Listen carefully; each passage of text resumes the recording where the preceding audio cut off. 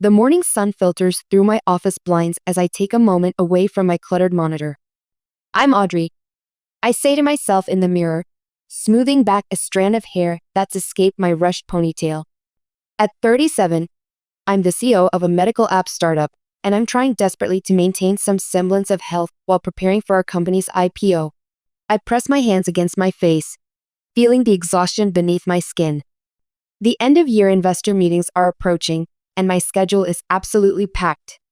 If I don't figure out how to squeeze in some exercise now, I'll completely crash during our critical fundraising period.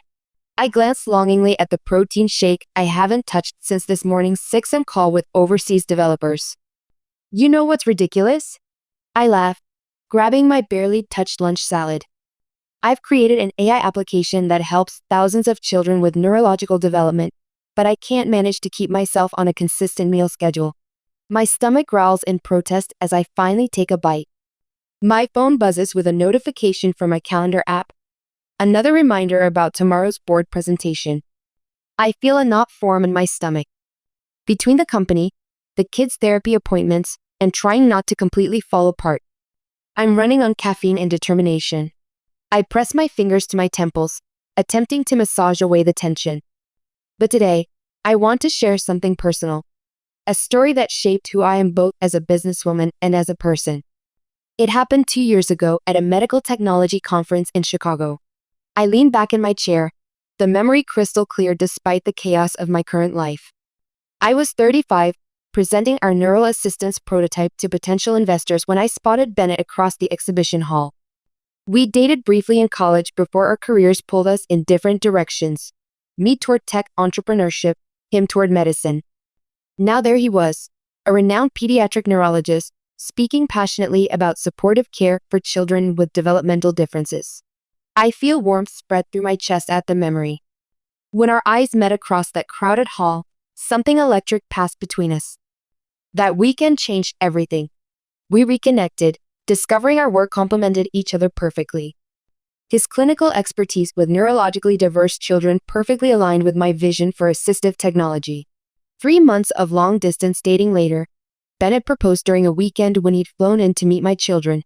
Charlotte, my biological daughter from my first marriage, and the twins, Mason and Jaden, whom I'd adopted after they'd spent years in foster care. The boys have autism spectrum disorder, and Bennett connected with them in a way no other man ever had. The way he got down on their level, understood their needs without judgment. I knew I'd found something rare. But that's when my older sister Valerie inserted herself into our happiness. I feel my jaw tighten involuntarily. Valerie, the lifestyle influencer with 500,000 followers who documents her supposedly perfect existence.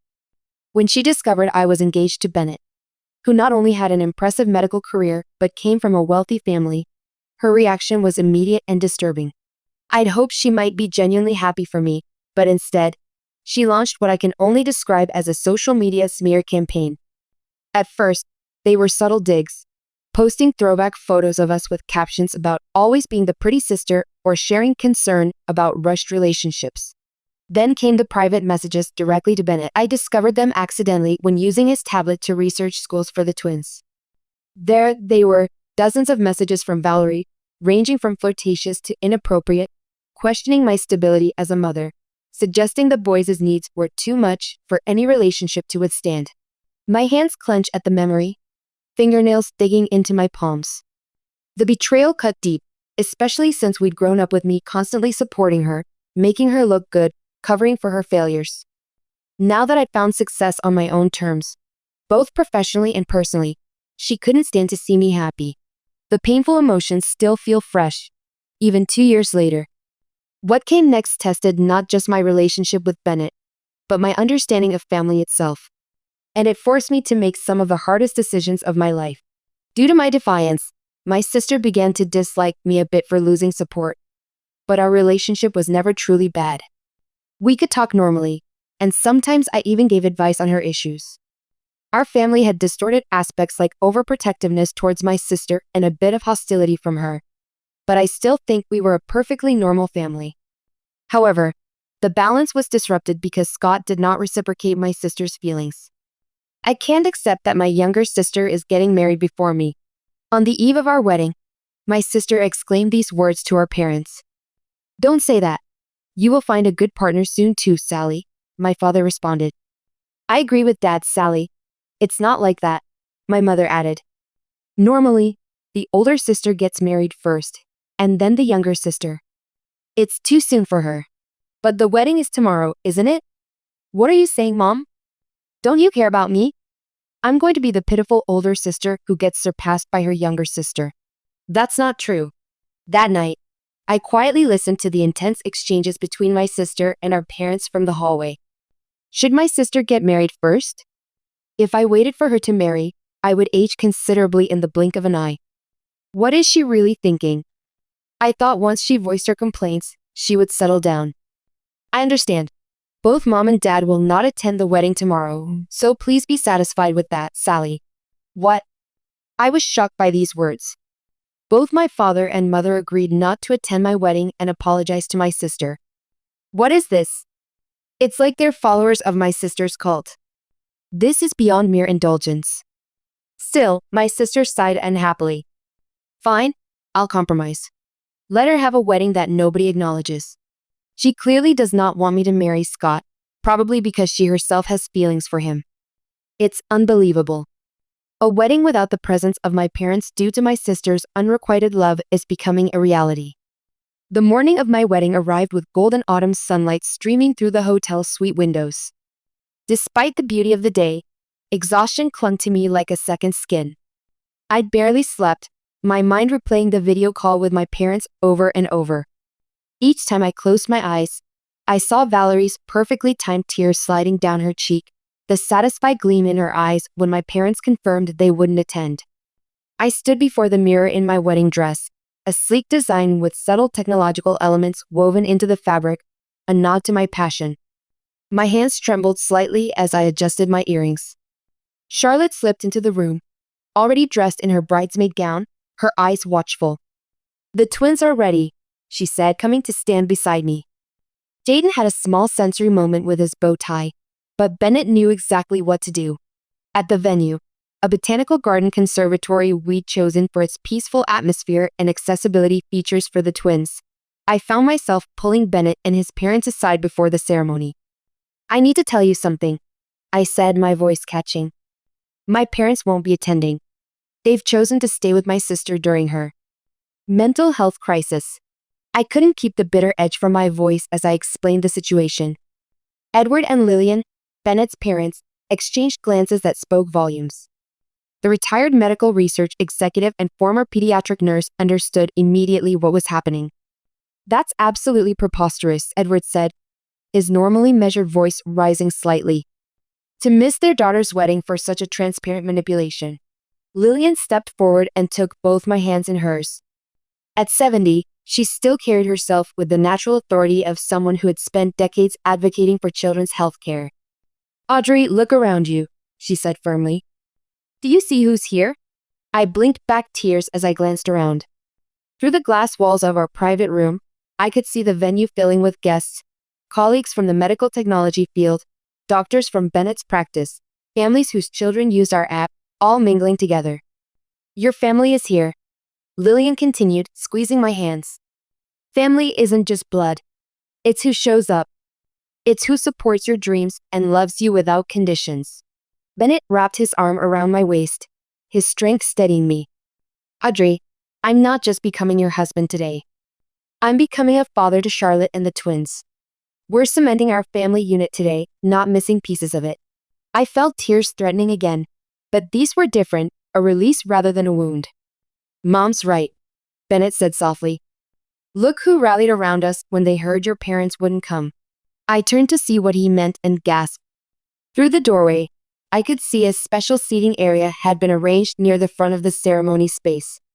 Several of Bennett's colleagues from pediatric neurology had arrived early, many with their families, including children with various neurological conditions, children who looked like my twins.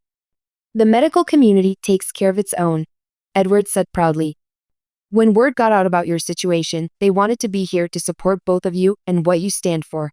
Lillian dabbed at her eyes. That's what real family does, Audrey. They show up. Charlotte stepped forward, her young face determined. Mom, I had the coordinator make some changes. The twins and I will walk you down the aisle. We've practiced. Even Mason is comfortable with it now. I pulled my daughter into a fierce hug, overcome with emotion. When I looked up, Bennett was watching us with such love in his eyes that my heart nearly burst. "This is our beginning," he said simply. "Not defined by who's missing, but by who's here." As we moved toward the ceremony's space, I felt a profound shift inside me. The ache of my parents' absence remained, but it was overshadowed by the overwhelming presence of the family we were creating, one built on acceptance, support, and genuine love. When the music began and I walked down the aisle with my 3 children beside me, Charlotte tall and proud, the twins moving at their own perfect pace, toward Bennett and his beaming parents, I knew with absolute certainty that this was exactly how it was meant to be. 2 years passed since our wedding day. The rhythms of our life together had settled into a beautiful harmony. Bennett's medical practice was thriving. The twins were making remarkable progress with their specialized education program, and Charlotte had become the star of her high school's robotics team. My medical app company had just secured a major round of funding, valued at $100 million. To celebrate this milestone, we hosted an elegant cocktail reception at the Boston Science Museum. The space was filled with investors, medical professionals, tech innovators, and families whose children benefited from our neural assistance software. The evening sparkled with possibility and pride.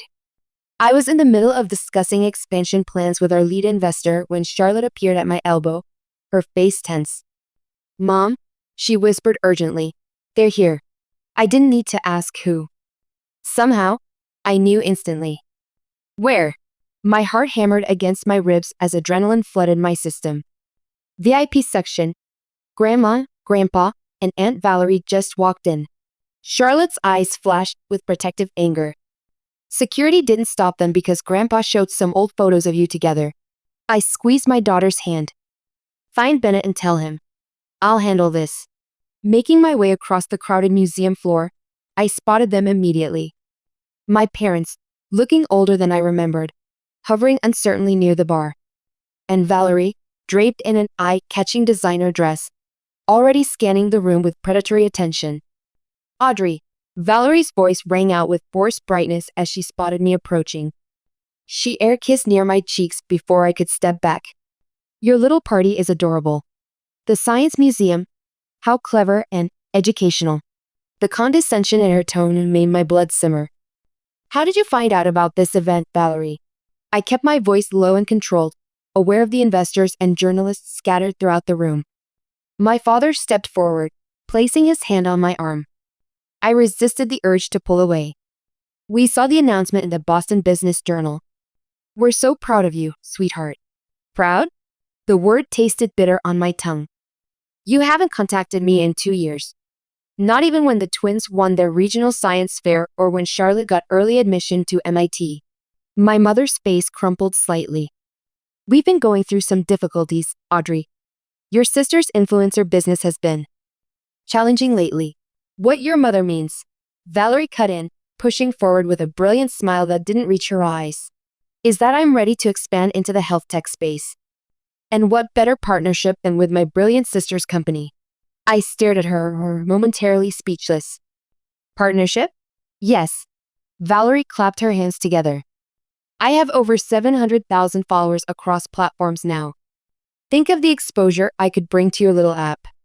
I was thinking a board position would be appropriate, given my expertise in brand building. The audacity left me breathless. Bennett appeared at my side, his calm presence steadying me. "Hunter," my father nodded, his tone shifting to deferential. "We were just discussing a potential collaboration. Valerie has significant influence in lifestyle circles that could benefit Audrey's company." Bennett's hand found the small of my back. "Walter, Judith, this is a private celebration for investors and medical partners. I don't believe any of you have appointments to discuss business matters tonight." Valerie's perfectly contoured face hardened. "I don't need an appointment to speak with my own sister about family business." "This isn't family business," I finally found my voice. "This is my company, built through years of research, hard work, and actual expertise in neural development technology. But I could bring such visibility." Valerie insisted. her voice rising enough that nearby guests turned to observe. My lifestyle brand needs this medical credibility, and your little app needs my star power. Charlotte had appeared with the twins, all three watching intently from a few feet away. Mason, sensitive to emotional disruption, had begun to rock slightly, his fingers tracing patterns on his palm, his way of self-regulating. "Valerie," I said firmly, stepping closer so only our small group could hear. "I've seen your recent content engagement metrics. Your followers have dropped 20% since that skincare line you promoted was recalled for causing chemical burns. Your lifestyle empire is hemorrhaging sponsors because your audience has realized your luxury life is funded by credit card debt and our parents' retirement savings." My sister's face went white, then red with fury. "How dare you? I work in data analysis, Valerie." It wasn't hard to see the pattern. I glanced at my parents, whose shocked expressions confirmed my suspicions. "Mom, Dad, did you know she's borrowed against your Florida condo? Or that she's been using your social security numbers to open credit lines?" My father's posture collapsed slightly, and my mother clutched her purse tighter. They exchanged a look that spoke volumes. "We can discuss this later," my father muttered, clearly uncomfortable with the public setting. "No," I said, my voice gaining strength. "There won't be a later discussion. My company doesn't collaborate with influencers who manipulate their own families and fabricate mental health crises for attention. Our board maintains strict ethical standards for partnerships, and none of you qualify." Jaden, usually the quieter twin, stepped forward and tugged on my dress. When I leaned down, he whispered, "Mom, they're making Mason upset. His heart rate is increasing. I can tell." Bennett immediately moved toward Mason, kneeling to his level and engaging his focus with practiced ease. I turned back to my birth family, drawing myself up to my full height. "It's time for you to leave. My family's well-being comes first, and your presence is distressing to my children." "Your family?" Valerie scoffed, gesturing dismissively toward the twins. "You mean your collection of special needs children and your doctor husband? That's not your real family, Audrey." The room seemed to freeze around us. Several guests nearby who worked in pediatric support services had clearly overheard. The contempt in her voice hung in the air like poison. Charlotte stepped forward, her young face fiercely protective. "That's exactly what family is, Aunt Valerie. People who support each other, who show up for each other, who don't use each other for Instagram followers." I placed my hand on Charlotte's shoulder, overwhelmed with pride. "Security will escort you out," Bennett said calmly, signaling to the museum staff who had already noticed the tension. "Any further attempts to contact Audrey or her company will be handled by our legal team." As security approached, my mother grabbed my hand. "Audrey, please. We just want to be part of your success." "You had your chance to be part of my life," I replied softly. "You chose Valerie's drama instead." "This isn't over," Valerie hissed as the security guards arrived. "I need this collaboration. My creditors are." "Goodbye, Valerie." I cut her off, turning away. The security team efficiently guided them toward the exit while I returned to my children and husband. Bennett wrapped his arm around me. "Are you okay?" I looked at my real family, Charlotte's fierce loyalty, the twins' authentic presence, Bennett's unwavering support, and felt a wave of certainty wash over me. "I'm better than okay," I replied, watching the doors close behind the last remnants of my toxic past. "I'm free." 3 years passed since that confrontation at our company celebration. At 40, my life has transformed in ways I never imagined when I first launched my startup. Our neural assistance application has reached over 1 million users worldwide, with specialized versions now available in 12 languages. Following our successful IPO last year, we've expanded our development team to focus on new technologies for children with diverse neurological patterns. I heard through industry channels that Valerie's lifestyle brand collapsed under federal investigation for fraudulent product claims and undisclosed sponsored content. Her social media accounts went dark after a particularly damaging expose revealed she'd been faking her luxury lifestyle while accumulating massive debt. Now approaching 42, she's apparently working at an entry-level marketing position in Manhattan, her influencer days behind her. My parents faced their own reckoning. Dad's retirement fund was nearly depleted supporting Valerie's spending habits, forcing them to sell their Florida condo and move to a modest apartment. Mom reached out last Christmas with a tentative email, acknowledging for the first time how their favoritism had damaged our family. We've established cautious communication, holiday cards, and occasional updates about the children, but the deep trust remains broken. Bennett's medical research into neural pathway development has garnered international recognition. His patient-centered approach combined with our technology has created breakthrough protocols for supporting children like Mason and Jaden. Watching him work with the twins, his patience and genuine understanding never ceases to amaze me. Charlotte, now 19, has completed her first year at MIT with honors. Her robotics project focusing on assistive technology recently won a prestigious engineering award. Though fiercely independent, she still makes time for weekly video calls with her brothers, offering coding tips and sisterly guidance. The twins, 15 now, have blossomed in ways that defy all early predictions. Mason's extraordinary pattern recognition abilities led to his co-authoring a peer-reviewed paper with Bennett on visual processing in autism. Jaden, once considered the more challenged of the two, discovered remarkable musical talent and can reproduce complex compositions after a single listening. Our home has become a gathering place for a diverse community of families, researchers, and educators. Edward and Lillian, now in their mid-70s but still vibrant, visit monthly for Sunday dinners that have become a cherished tradition. Lillian's experienced insight into special needs care has been invaluable, while Edward's business acumen helped guide us through the complexities of our company's expansion. Last summer, we hosted a celebration of neurodiversity festival at our home, bringing together dozens of families with neurologically diverse children. Watching the twins confidently demonstrate their unique talents to younger children still finding their way was perhaps my proudest moment as a mother. Bennett and I stole a quiet moment during that gathering, watching our extraordinary family from the porch. "Did you ever imagine this is where we'd be when we reconnected at that conference?" he asked, his arm warm around my shoulders. "Never," I admitted, leaning into him. I was too focused on what I was running from to see clearly what I was running toward. The journey hasn't been without challenges. Balancing the demands of a public company with the specialized needs of our family requires constant recalibration. But we've built something remarkable. A home where differences are celebrated rather than merely accommodated. A family defined by genuine connection rather than obligation. As I watch my children navigate the world with their unique perspectives, I realize that what once seemed like obstacles were actually pathways to a more authentic life. The family we've created isn't just surviving, we're thriving on our own extraordinary terms.